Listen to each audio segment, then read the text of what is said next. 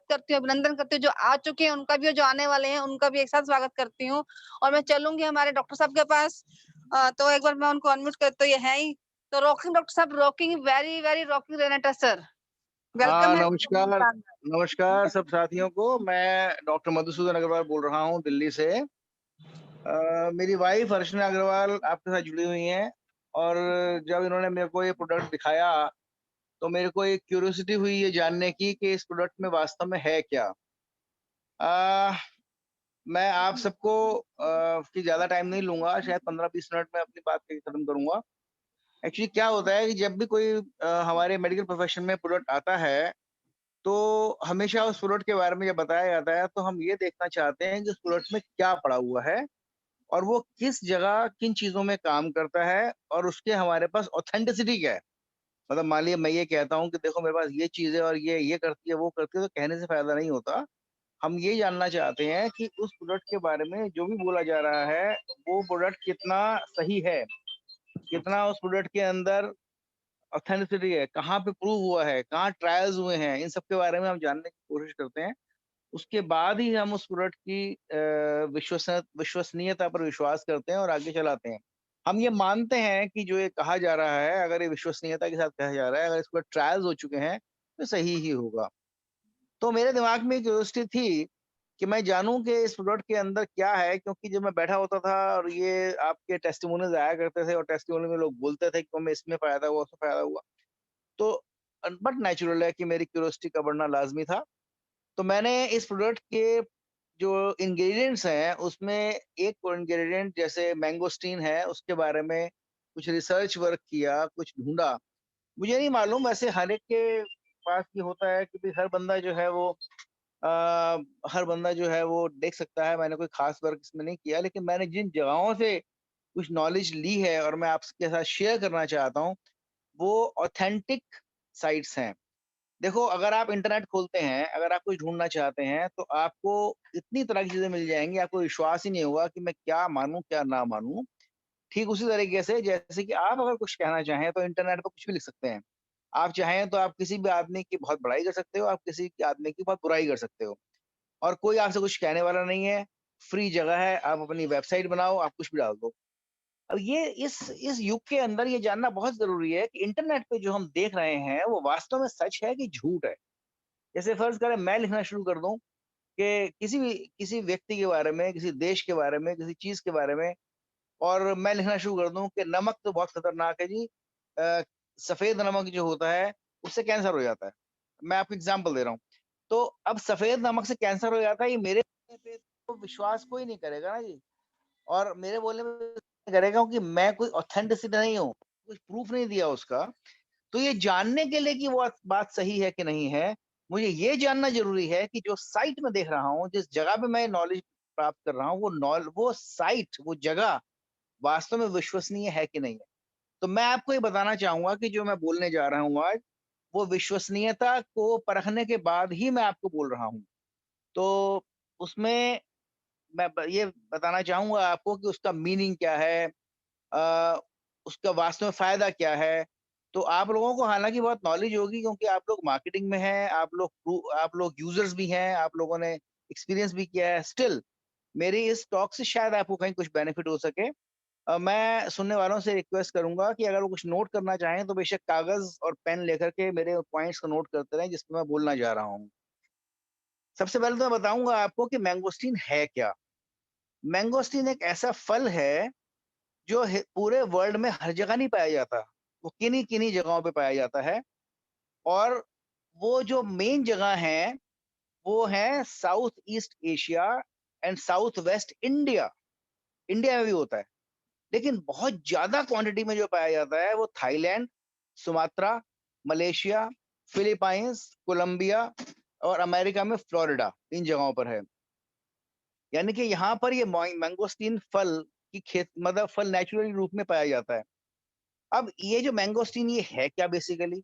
इसमें ऐसी क्या ख़ास बात है जो इस प्रोडक्ट में डला हुआ है रेनेटस में? तो मैं हैरान हो गया ये जान करके जब मुझे पता चला कि मैंगोस्टीन जो है वो बहुत ही इम्पोर्टेंट, बहुत ही बढ़िया और बहुत ही रेयर फल है। एक ऐसा फल है जिसको लेकर के पुराने ज़माने में क्वीन विक्टोरिया लालायित थीं। वो इसके पीछे पड़ी थी। वो कहती थी, "अरे! मुझे कोई लाओ, कोई दो, ये मैं फल खाना चाहती हूँ।" और इसको हम क्वीन विक्टोरियाज़ फ्रूट भी बोलते हैं। क्वीन विक्टोरिया, विक्टोरिया वो रानी थी, जब हिंदुस्तान गुलाम हुआ करता था सन 1800 के आसपास, तब वो उनकी इंचार्ज हुआ करती थी। यानी हमारे देश की आज़ादी की जो जंग लड़ी गई है, जो हमने जद्दोजहद करी है, उस वक़्त वो इंग्लैंड की क्वीन हुआ करती थी। और वो इस कदर बेचैन थी कि उन्होंने सन 1860 के आसपास ये डिक्लेयर किया था कि जो भी व्यक्ति इस फल को ताज़ा फ्रेश फ्रूट हमें लाके देगा मेरे को, उसको मैं 100 पाउंड दूँगी। उस ज़माने में सन 1860 के आसपास। 100 पाउंड का मतलब है आज के टाइम पे 12 लाख रुपए। तो ये इतनी ज़्यादा इम्पोर्टेंट वो मानती थी। यानी इंग्लैंड इतना ज़्यादा इस बात पे विश्वास करता था कि ये फल बहुत अच्छा फल है। इसके डेफ़िनेटली बहुत सारे हेल्थ बेनिफिट्स ही होंगे, क्योंकि फल को सिर्फ़ टेस्ट के लिए नहीं खाया जाता, फल को हेल्थ बेनिफिट्स के लिए भी खाया जाता है। तो इतना ज़्यादा इम्पोर्टेंट फल ये है। मैं तो हैरान था ये जान कर के कि इस प्रोडक्ट को बनाने वालों ने मैंगोस्टीन कहाँ से ढूँढ लिया और ये कहाँ से डाला, जब मुझे इस मैंगोस्टीन के बारे में मालूम हुआ। सन 2007 अ, में जो है, उसके बाद इस फल का इम्पोर्ट अलाउ कर दिया गया अमेरिका के अंदर। यानी इससे पहले अमेरिका में इम्पोर्ट अलाउड नहीं था, ये बाद में पता चला उनको कि फ्लोरिडा में पाया जाता है, मतलब इम्पोर्ट अलाउ कर दिया, तो यहाँ से लोग फ्रेश फ्रूट्स ले गए, फ्रेश मैंगोस्टीन ले गए, फिर फ्लोरिडा में उगाना शुरू किया, तो फ्लोरिडा में उग गया। क्योंकि किसी भी फल को हर जगह नहीं उगाया जा सकता, अगर आप चाहें कि सेब जो है वो समुद्र किनारे उग जाए, तो नहीं उगेगा। तो इसी तरह से मैंगोस्टीन फ्लोरिडा में उगना शुरू हो गया और उस वक़्त ये इसकी कीमत हुआ करती थी ₹10,000 प्रति किलोग्राम। मैं 2007 की बता रहा हूँ आप लोगों को, फ्लोरिडा की बात। अब ये मैं बताना चाहता हूँ आपको कि ये मैंगोस्टीन में ऐसी बात क्या है? क्या ख़ास बात है? तो जो ऑथेंटिक वेबसाइट्स हैं, उनके हिसाब से मैं ये बताना चाहता हूँ आपको कि इसके बहुत सारे गुण हैं और उस गुण के बारे में बताऊँगा कि वो गुण होता क्या है। पहला गुण है इसका, ये एंटी इन्फ्लेमेटरी है। एंटी इन्फ्लेमेटरी का मतलब है वो चीज़ जो कि इन्फ्लेमेशन के अगेंस्ट काम करे। इन्फ्लेमेशन का मतलब होता है सूजन। कौन सी सूजन? चोट की सूजन, इन्फेक्शन की सूजन। उसके अगेंस्ट जो काम करता है उसे बोलते हैं एंटी इन्फ्लेमेटरी। जैसे कि मेडिसिन्स के अंदर हम लोग बोलते हैं ब्रूफेन एंटी इन्फ्लेमेटरी है, वोवरान एंटी इन्फ्लेमेटरी है। इस तरीके से एंटी इन्फ्लेमेटरी का मतलब होता है सूजन को कम करे। चोट की सूजन को या किसी बीमारी की सूजन को, इन्फेक्शन की सूजन को ये कम करता है, उसे एंटी इन्फ्लेमेटरी बोलते हैं। तो ये जो फल है मैंगोस्टीन, इसका ये बायोलॉजिकल एक्शन पाया गया कि ये एंटी इन्फ्लेमेटरी है। सेकंड पाया गया ये एंटी कार्सिनोजेनिक है। देखो जहाँ-जहाँ मैं एंटी का शब्द इस्तेमाल करूँगा इसका मतलब अगेंस्ट। एंटी कार्सिनोजेनिक है। कार्सिनोजेनिक क्या होता है? कैंसर पैदा करने वाला। यानी कि कैंसर के अगेंस्ट काम करता है। यानी कि कैंसर को पैदा करने के फैक्टर्स के अगेंस्ट काम करती है इस फल की छिलका, इस फल का जो स्किन है। मैंगोस्टीन जो फल है, इसका जो स्किन है, इसका जो छिलका है, उसी में इतने गुण होते हैं कि वो एंटी कार्सिनोजेनिक के रूप में पाया जाता है। थर्ड है एंटीऑक्सीडेंट। एंटीऑक्सीडेंट वो होता है जो ऑक्सीडेंट्स के अगेंस्ट काम करता है। अब ऑक्सीडेंट्स क्या होते हैं? जब हमारे शरीर के अंदर कोई इन्फेक्शन हो जाता है या हम एजिंग की तरफ बढ़ रहे होते हैं, हम बूढ़े हो रहे होते हैं, हमारा शरीर डिस्ट्रॉय हो रहा था धीरे-धीरे, तो हमारी बॉडी के अंदर नेसेंट ऑक्सीजन प्रोड्यूस होती है। नेसेंट ऑक्सीजन का मतलब होता है, ऑक्सीजन का फार्मूला होता है O2। केमिस्ट्री जानते होंगे, मालूम होगा। तो जब O2 ना होकर सिर्फ O पैदा होना शुरू हो जाए, उसे बोलते हैं नेसेंट ऑक्सीजन। वो खतरनाक होता है, वो डेंजरस होता है। वो आपके खून की नलियों को और आपकी बॉडी में डैमेज पहुँचाता है, नुकसान पहुँचाता है। वो नुकसान ऐसा होता है जो बीमारी को पैदा करता है, बीमारी से लड़ने में ही पूरा शरीर निकल जाता है, टाइम निकल जाता है। तो ये जो प्रोडक्ट है, ये एंटीऑक्सीडेंट है, यानी कि ये ऐसी चीज़ों के अगेंस्ट काम करता है, जो चीज़ जो है ऑक्सीडेंट्स को बढ़ाती है। तो यानी कि ये आपकी एजिंग को कम करता है, इसका मतलब आपके शरीर के अंदर जो डिस्ट्रक्शंस हो रही थी उसको रिपेयर करता है। ऐसे को हम एंटी ऑक्सीडेंट बोलते हैं। आजकल जो जितने प्रोडक्ट्स आते हैं जिसके अंदर की जो हेल्थ प्रोडक्ट्स हैं, जो अमेरिकन प्रोडक्ट्स हैं या जो वेस्टर्न मेडिसिन प्रोडक्ट्स हैं, एलोपैथिक प्रोडक्ट्स हैं, जिसके अंदर हम बोलते हैं कि ये प्रोडक्ट जो है जी आपकी हेल्थ के लिए बहुत अच्छा है। उसमें कई जगह आपने शायद ये शब्द सुना हो कि इसमें एंटीऑक्सीडेंट्स हैं। इसका मतलब वो आपकी सेहत के लिए अच्छे हैं। तो सरप्राइजिंगली मैंगोस्टीन इज एंटीऑक्सीडेंट, यानी कि it should be good for health. Next इसकी प्रॉपर्टी है एंटी एलर्जिक, ये एलर्जी के अगेंस्ट काम करता है। देखो कितने सारे प्रोडक्ट्स, मेरे को ये जान के कितना अच्छा लगा कि इस एक मैंगोस्टीन के अंदर कितने सारे गुण हैं, यानी एंटी एलर्जिक भी है, एलर्जी के अगेंस्ट भी काम करता है। नेक्स्ट इज एंटी बैक्टीरियल, यानी कि बैक्टीरिया के अगेंस्ट काम करता है। एंटी बैक्टीरियल का मतलब होता है जो बैक्टीरिया के अगेंस्ट काम करे, जैसे एंटीबायोटिक, जो हम एंटीबायोटिक्स खाते हैं, जो हम लोग बोलते हैं कि नहीं एलोपैथी में एंटीबायोटिक्स होती हैं, नहीं खाना चाहिए, नुकसान करती हैं। हालांकि ये एक डिबेटेबल पॉइंट है, मैं तो वेस्टर्न मेडिसिन का डॉक्टर हूँ, तो मैं तो नहीं कहता कि नहीं खाना चाहिए, लेकिन बहुत ध्यान से खानी चाहिए, सोच समझ के खानी चाहिए। तो इस प्रोडक्ट के अंदर ये क्वालिटी अपने आप जुड़ी हुई है। मैंगोस्टीन जो है उसमें एंटीबैक्टीरियल गुण है, यानी कि ये बैक्टीरिया को मारने का भी काम करती है। यानी आपके शरीर में अगर इन्फेक्शन होते हैं बार बार, या इन्फेक्शन टेंडेंसी होती है, तो मैंगोस्टीन को उसके अगेंस्ट काम करता हुआ पाया गया है। देन एंटी फंगल, जो फंगस के अगेंस्ट काम करे। फंगस वो होता है जो फफूंद जैसे हम बोलते हैं आम भाषा में। बीमारियां क्या करता है फंगस, जैसे कि आपने देखा होगा कि बरसात के दिनों के अंदर जो आपका थाइज हैं या आपके जांघें हैं, वो लग जाती हैं, कई बार वहां पर एक खुजली सी होने लगती है, नमी सी हो जाती है उसके अंदर। या आपके कई लोगों के बगल के अंदर ऐसा होने लगता है पसीना आने से, गर्मियों के दिनों में, बरसातों के दिनों में, और डॉक्टर्स कहते हैं फंगस हो गया जी। और इसके वो पाउडर लगाते हैं, कभी एंटी फंगल पाउडर देते हैं, माइकोडर्म टाइप, या ये जो कूल कूल पाउडर के नाम से जो ऐड आता है न्यूज़पेपर के अंदर, तो इस टाइप के वो सब फंगस के अगेंस्ट काम करते हैं। तो ये मैंगोस्टीन फल जो है वो एंटी फंगल भी है, यानी कि फंगस के अगेंस्ट भी काम करता है। देन एंटीवायरल, कमाल की बात है कि मैंगोस्टीन एंटीवायरल भी है। एंटीवायरल का मतलब वायरस के अगेंस्ट काम करे, जैसे कोरोना वायरस है। अब ये इसका मतलब ये नहीं होता कि ये कोरोना के अगेंस्ट भी काम करेगा। मतलब वायरस अगर इन्फेक्शन बार बार पैदा करता है, इसका मतलब ये होता है नॉर्मली कि अगर ये इन्फेक्शन किसी पेशेंट को बार बार होते हैं और दवाई देने के बावजूद भी ठीक नहीं हो पाते, उसकी टेंडेंसी बन जाती है, तो इसको खाने से काफी ताकत मिलेगी उसके अगेंस्ट काम करने के लिए। यानी कई सारे ऐसे पेशेंट्स होते हैं जिनको बार-बार वायरस इन्फेक्शन हो जाता है, यानी कि बार-बार जुकाम हो गया, एलर्जी वाला जुकाम नहीं, वायरस वाला जुकाम, या वायरस इन्फेक्शन, वायरल फीवर हो गया। कई लोग होते हैं ना जो हर महीने बच्चे लोग होते हैं, हर महीने गला खराब हो गया, खांसी हो गई, जुकाम हो गया, बुखार हो गया। डॉक्टर के पास जाते हैं, डॉक्टर कहते हैं भाई वायरस इन्फेक्शन हो गया, इसको वायरल फीवर हो गया। भाई ऐसा क्या हो गया कि इसको वायरस बार-बार अटैक कर रहा है? क्या इसके अंदर रेजिस्टेंस की कमी है? कहते हैं हाँ, शायद रेजिस्टेंस की कमी है, ये बच्चा अंदर से कमज़ोर है, इसको वायरस पकड़ लेता है बार-बार। और वो दवाई-ववाई देते हैं, बच्चा भी जब बीमार रहता है और फिर बाद में कुछ दिनों बाद ठीक होता है और अगले महीने फिर बीमार पड़ जाता है। तो ये जो वायरस की जो रिपीटेड इन्फेक्शंस हैं, इसको मारने की भी कोशिश करता है मैंगोस्टीन। यानी मैंगोस्टीन खाने वालों के अंदर एंटीवायरल प्रॉपर्टीज़ भी देखी गई हैं। देन एक और प्रॉपर्टी है इसकी, कार्डियो प्रोटेक्टिव, यानी कि ये हार्ट को, कार्डियो माने हार्ट, प्रोटेक्टिव माने बचाने वाला, यानी कि हार्ट को भी बचाता है बीमारियों से। यानी कि दिल को बचाता है, यानी दिल की बीमारियों से बचाता है। तो इसका मतलब ओवरऑल ये काफ़ी हेल्दी मेडिसिन होनी चाहिए। इसके बाद इसके अंदर एक और अच्छी प्रॉपर्टी है एंटी डिप्रेशन, एंटी डिप्रेसेंट, यानी कि इसका मतलब इसको खाने वालों के अंदर डिप्रेशन से जूझने की ताकत आनी चाहिए। मैं ये तो नहीं कहूँगा एंटी डिप्रेशन का मतलब ये है कि जिसको बहुत डिप्रेशन है, जो बहुत उदास रहता है, या जिसकी डिप्रेशन की मेडिसिन चलती है, वो मेडिसिन खत्म हो जाएगी और इसको खाने से वो ठीक हो जाएगा। नहीं, इसका मतलब ये है, इसको खाने वाला, मैंगोस्टीन को खाने वाले के अंदर डिप्रेशन से लड़ने की ताकत ज़्यादा आएगी और उसको ज़्यादा हेल्प मिलेगी कि वो दवाइयों की मदद से या कम दवाइयों की मदद से अपने आप को ठीक कर सके। तो इसे बोलते हैं एंटी डिप्रेशन, डिप्रेसेंट्स। एक और इसमें प्रॉपर्टी है एंटी डिटेरियोरेशन।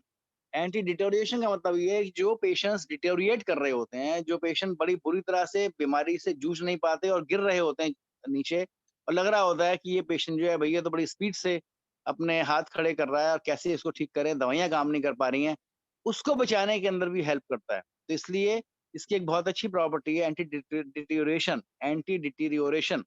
तो ये भी एक बहुत अच्छी प्रॉपर्टी है जो बीमार व्यक्ति को बीमारी से लड़ने में हेल्प करती है। तो ये सब तो मैंने आपको ये बताया कि ये बायोलॉजिकल एक्शंस हैं मैंगोस्टीन के, जो कि देखे गए हैं, और ये मैं ऑथेंटिक वेबसाइट से, ऑथेंटिक स्टडी सेंटर से कलेक्ट करके बोल रहा हूँ आपको। अब इसका फिर यूज़ कहाँ-कहाँ पर है? कौन-कौन सी चीज़ें हैं जिसमें हम इसको यूज़ कर सकते हैं? तो इस ये देखा गया कि ओबेसिटी के अंदर, मैं आपको एक-एक करके बताऊँगा इस बीमारियों के बारे में, कि ओबेसिटी के अंदर मैंगोस्टीन लेने वालों को देखा गया कि फायदा होता है। यानी कि अगर मैंगोस्टीन को 2 बार लिया जाए, तो पेशेंट्स को वेट लूज करने में, अपना ओवरवेट से फाइट करने में, अपने बढ़े हुए वजन से निजात पाने के अंदर मदद मिलती है। तो ओबेसिटी से जो लड़ रहे हैं, जो बेचारे वेट कम करने की कोशिश करते हैं और कम नहीं हो पाता, अगर वो मैंगोस्टीन खाएं तो उम्मीद है कि उनको वेट कम करने में मदद मिलेगी। एक और इसके अंदर बीमारी है, सेकंड नंबर जो मैं बताना चाहूंगा, पेरियोडोंटाइटिस। पेरियोडोंटाइटिस का मतलब होता है कि आपके गम्स का इन्फेक्शन, जो दांत के जो गम्स होते हैं, मसूड़े। बहुत सारे ऐसे लोग होते हैं, यंग भी होते हैं कई बार, ओल्ड पेशेंट्स तो काफी होते हैं, जिनके बार बार गम्स के अंदर इन्फेक्शन हो जाता है, डेंटिस्ट के पास जाते हैं, कभी गम्स ब्लीड कर रहे हैं, कभी वो टीथ लूज हो गए, कहते हैं क्या हो रहा है कि दांत कमजोर हो गए, पता नहीं क्या है, दांतों में से खून आता है बार बार। और विटामिन सी भी खा लेते हैं हम, तब भी उससे फायदा इतना नहीं हो पाता, क्योंकि आमतौर पर विटामिन सी की कमी से होता है ये मसूड़ों में से खून आना। लेकिन उसके बावजूद भी दांत कुछ कमजोर हैं, और कई लोग होते हैं उनके दांतों में कुछ नहीं होता। तो अगर आप ऐसा बनना चाहते हैं कि दांतों में कुछ ना हो, दांतों की वीकनेस जो है उससे आप लड़ सकें, तो ये देखा गया है कि मैंगोस्टीन को अगर आप जेल के रूप में लगाएं अपने गम्स के ऊपर, तो उससे इसमें मजबूती मिलती है। इसका मतलब, अब मैंगोस्टीन तो मेरे पास नहीं है फल, मैं उसको जेल के रूप में कैसे लगाऊंगा? तो मेरे को ये समझ आया कि इसका मतलब ये है कि ये जो आपका कैप्सूल है, इसमें अगर मैंगोस्टीन पड़ा हुआ है और इसको खोल लिया जाए, और खोलने के बाद इसके पाउडर को, जो इसके अंदर से निकलेगा या दवाई निकलेगी, उसको अगर हम उसको जेल सा बना करके, उसका पेस्ट सा बना के अगर हम दांतों में लगाते हैं, मसूड़ों पे लगाते हैं, तो मेरा ये ख्याल है कि इस रिसर्च को देखने के बाद, कि उससे पेशेंट की मसूड़ों की बीमारियों से लड़ने में ताकत मिलनी चाहिए। और मुझे उम्मीद है, मैं ये चाहूँगा भी, अगर आप में से कोई इसको यूज़ करता है और उसके फ़र्क पड़ता है, तो वो ज़रूर यहाँ पे बताए। क्योंकि ऐसा मैंने अलग-अलग जगहों पे रिसर्च साइट्स पे देखा है। एक इसके अंदर और बीमारी में काम लेते हैं इसका, मैंगोस्टीन के फ़ायदे देखे गए हैं, वो है मसल फटीग। मसल फटीग किसे कहते हैं? अब थकान, मसल्स की थकान। अब मसल्स की थकान एक बड़ा कॉमन सा वर्ड है। इसका मतलब ये है कि एक आम काम करने में, जो आप काम करते रहे हैं, उसमें आपको थकान नहीं हुआ करती थी। लेकिन अब पता नहीं क्या हो गया कि वो काम करने के बाद थक जाते हैं। आप कहते हैं यार अब मन नहीं है मेरा काम करने का, थकान हो रही है, मैं रेस्ट कर लूँ, उसके बाद जाऊँगा। आपके घरवाले भी कहते हैं, आपकी वाइफ कहती हैं, आपके हस्बैंड कहते हैं कि यार ये क्या है? पहले तो आप सुबह से शाम तक खूब काम करते थे, आपको कुछ होता नहीं था।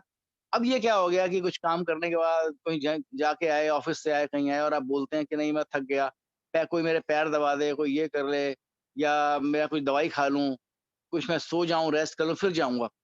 तो क्या वास्तव में बुढ़ापा आ गया? नहीं, इतना बुढ़ापा तो नहीं आया, तो ये क्या होने लगा? इसका मतलब शरीर की मसल्स के अंदर वो जान नहीं आ रही, शरीर की मसल्स रिकूप नहीं कर पा रही। क्योंकि जब आप कहीं काम करने जाते हैं या जब किसी भी काम से आते हैं, तो सबसे ज़्यादा मसल्स ही काम करती हैं। आप चलते हैं तो मसल्स काम करती हैं, आप हाथ हिलाते हैं मसल्स काम करती हैं। तो इसका मतलब इन नॉर्मल काम करने से जो पहले आपको कुछ नहीं होता था, तो अब क्यों होने लगा? इसको कहते हैं मसल फटीग। आपके मसल में फटीग आनी शुरू हो गई, थकावट आनी शुरू हो गई। तो ये देखा गया कि मसल फटीग वाले पेशेंट्स के वो मैंगोस्टीन फ़ायदा करता है, और वो लोग जो पहले थक जाया करते थे, उनकी थकान अब कम हो जाती है।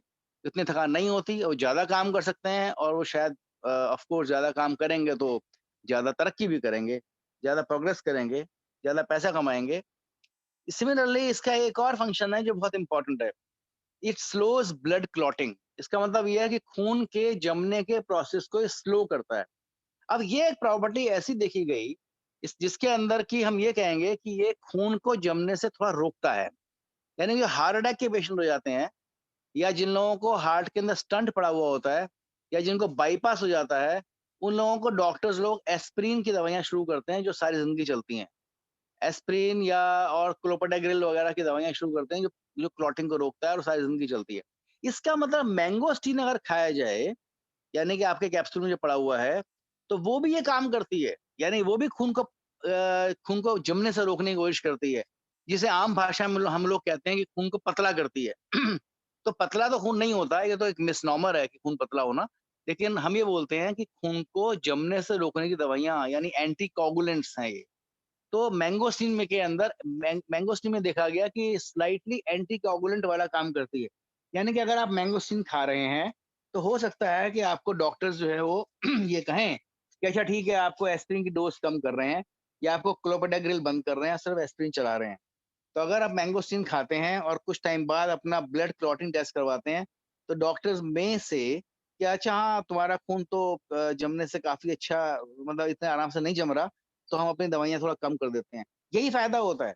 जो नॉन एलोपैथिक मेडिसिन्स हैं, जैसे आयुर्वेदिक मेडिसिन्स या जो फूड प्रोडक्ट्स हैं, उनका यही फ़ायदा होता है कि वो एलोपैथिक दवाइयों की नीड को काफ़ी कम कर देते हैं।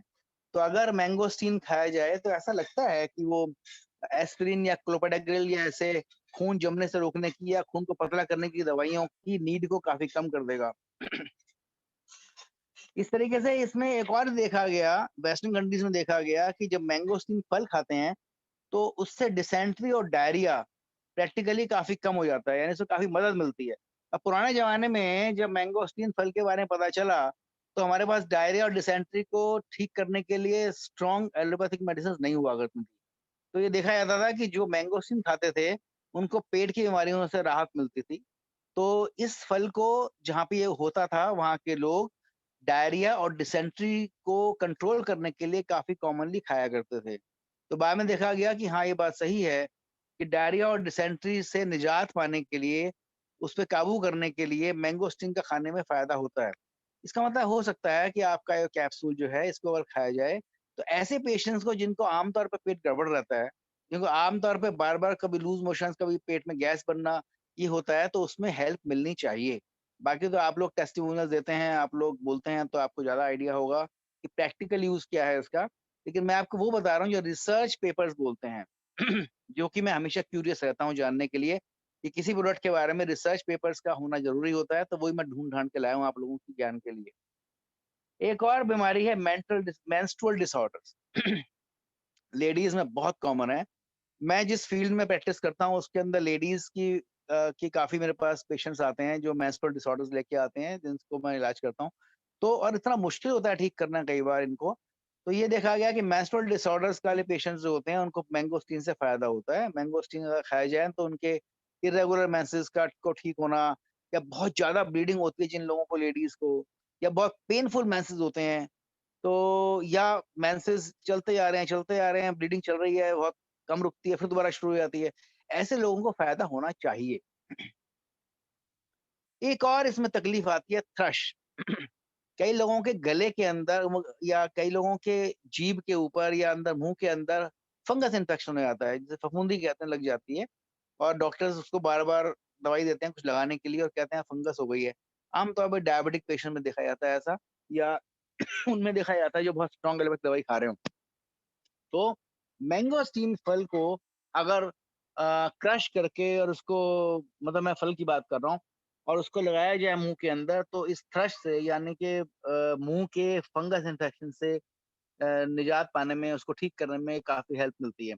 तो इसका मतलब ये हुआ कि अगर आपके कैप्सूल को खोल करके इस कैप्सूल का पेस्ट बना के इसको मुँह में अंदर लगाया जाए, तो मुँह में छालों का होना या मुँह के अंदर फंगस का इन्फेक्शन हो जाना, उनमें फ़ायदा होना चाहिए। क्योंकि इससे एक कंक्लूज़न ये निकलता है कि इसको लगाने से डेफ़िनिटली ओरल म्यूकोसा, यानी कि मुँह के अंदर की जो लेयर है, मुँह के अंदर जो भी झिल्ली होती है लाल से रंग की, जबान के आसपास का एरिया, गालों के अंदर का एरिया, वो जो झिल्लियाँ होती हैं, उसे म्यूकोसा बोलते हैं।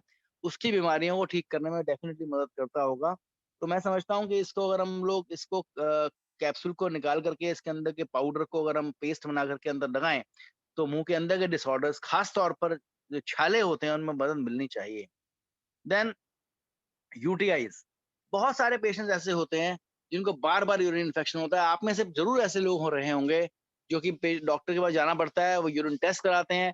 यूरिन टेस्ट में कल्चर में कुछ नहीं आता है, इन्फेक्शन भी नहीं आता, लेकिन पेशेंट कहता है मेरे को यूरिन में जलन हो रही है, कि मैं क्या करूँ? और बार-बार उसको या तो जलन होती है या उसे रुक-रुक के पेशाब आता है।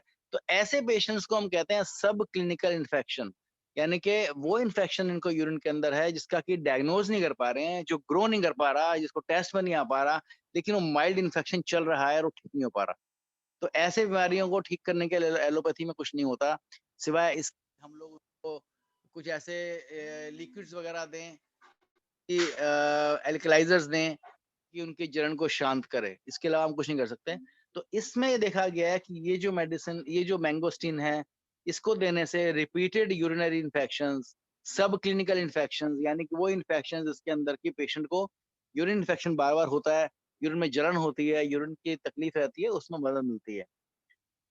इसके अलावा कुछ बीमारियाँ और मुझे सरप्राइज़िंगली मिली जिसके अंदर कि मैंगोस्टीन का फ़ायदा है, जिसमें से एक बीमारी है अल्ज़ाइमर डिसीज़। अब अल्ज़ाइमर का आप लोगों ने नाम सुन रखा होगा जिसके अंदर कि पेशेंट को भूलने की बीमारी हो जाती है। क्या भूलने की? ये मैं आपको क्लैरिफ़ाई कर दूँ क्या भूलने की?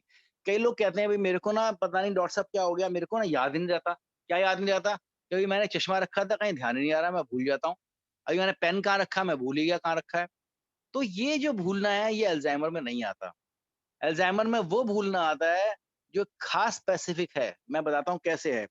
अगर कोई पेशेंट कोई आपके पास आता है और कहता है कि नहीं-नहीं मेरे को ना डॉक्टर साहब मैं ना बार-बार भूलने लगा हूँ या मेरे फ़ादर बहुत भूलने लगे हैं, कभी चश्मा कहीं रख के भूल जाते हैं, कभी कुछ रख के भूल जाते हैं और फिर उनका ढूँढते रहते हैं हम पूरे घर के अंदर। फिर उनको मिलता है, फिर कहते हैं हाँ, मैं तो भूल ही गया। ये जो भूलना है, ये एब्सेंट माइंडेडनेस है। ये रीसेंट मेमोरी लॉस कहते हैं इसको, जो ओल्ड एज के अंदर या किसी-किसी बीमारी में होने लगता है, लेकिन अल्ज़ाइमर नहीं होता। अल्ज़ाइमर डिसीज़ में सबसे पहले जो बंदा पेशेंट भूलता है, वो रास्ता भूल जाता है। उसे डायरेक्शन का ज्ञान नहीं होता। वो अपने बेडरूम में बैठा होगा, सारी ज़िंदगी उसी रूम में गुज़ारी है उसने, उस घर में गुज़ारी है। वो ये भूल जाता है कि टॉयलेट कहाँ पे है और किचन में चला जाता है पेशाब करने के लिए। या वो ये भूल जाता है कि किचन कहाँ पे है और टॉयलेट में चला जाता है कि मैं चाय बनानी है, मेरे को चाय पीनी है, दूध लेना है या पानी पीना है। तो ये जो डायरेक्शन का भूलना है, जो ओरिएंटेशन का भूलना है कि मेरे घर में टॉयलेट कहाँ पर है या मेरे घर में किचन कहाँ पर है, तो या सीढ़ियाँ कहाँ पे, मेरे को ऊपर जाना है। तो ये जो भूलना होता है, यहाँ से बीमारी स्टार्ट होती है, इसे अल्ज़ाइमर बोलते हैं। उसके आगे तो ख़ैर वो बहुत कुछ भूल जाता है। उसके आगे तो यही भूल जाता है मेरा पति कौन है, मेरी पत्नी कौन है, वो बात की बात है। लेकिन मेरा मतलब ये है कि इस टाइप के भूलने के अंदर इस मैंगोस्टीन के फ़ायदे देखे गए हैं। अगर ऐसा है, तो इसका मतलब ये है कि ये ब्रेन के डिजनरेशन को ठीक करने में हेल्प करता होगा।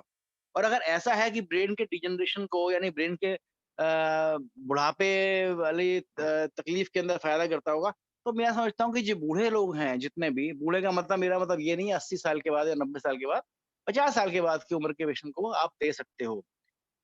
इसके साइड इफेक्ट्स के रूप के अंदर bleeding can be side effect अगर बहुत ज़्यादा डोज़ में लिया जाए, तो ध्यान ये रखें बहुत ज़्यादा डोज़ में ना दें। कई बार मैंने देखा है इस प्लेटफ़ॉर्म पे लोग कहते हैं कि हमें 3-3 कैप्सूल सुबह-शाम खा रहे हैं। हमने अपने आप कर दिए 3 कैप्सूल सुबह-शाम। तो मैं कहूँगा बिवेयर आप ऐसा ना करें, क्योंकि ऐसा करने से जिन लोगों को एंटीकोगुलेंट चल रहे हैं, जिन लोगों की एस्पिरिन चल रही है मेडिसिन के अंदर या क्लोपेडिग्रिल चल रही है हार्ट कंडीशन के अंदर, उनकी ब्लीडिंग टेंडेंसी बढ़ सकती है।